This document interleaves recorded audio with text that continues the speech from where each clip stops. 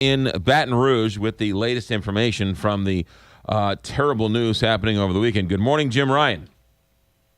Good morning, McGraw. Terrible is putting it mildly. Yeah, it came 10 days after the shooting spree involving police officers in Dallas. Again, a man coming here apparently with a racial vendetta, although one of the three police officers who died here was black, McGraw. So that adds a little confusion, I think. But now investigators are looking at the online postings that Gavin Long had made going into yesterday, trying to determine exactly why he did what he did before he was killed. Yeah, okay, so the three are dead, and there were more wounded. Any word on their condition this morning?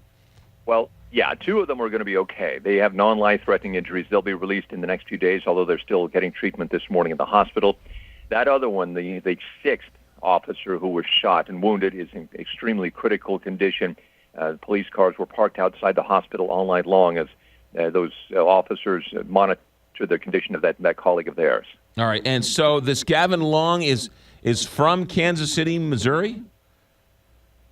Well, no, he lived in Kansas City. He also had ties to California. He apparently had traveled around just a bit. He had spent 5 years in the Marines and was honorably discharged in 2010. So that's part of the history that they're trying to piece together on him. But he had spent at least some time living in Kansas City. Yeah,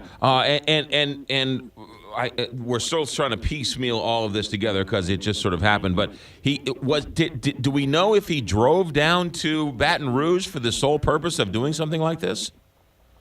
Well, he seems to have. Yesterday was his 29th birthday and the day that he died. What is this the sole purpose for coming here? Apparently, they brought a couple of guns with him, a semi-automatic pistol and a rifle, an assault-style rifle, which he put to use yesterday.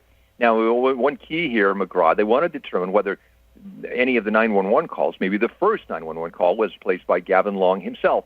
We know there were a lot of them. Of course, people grabbing their phones and reporting a man walking around with the gun.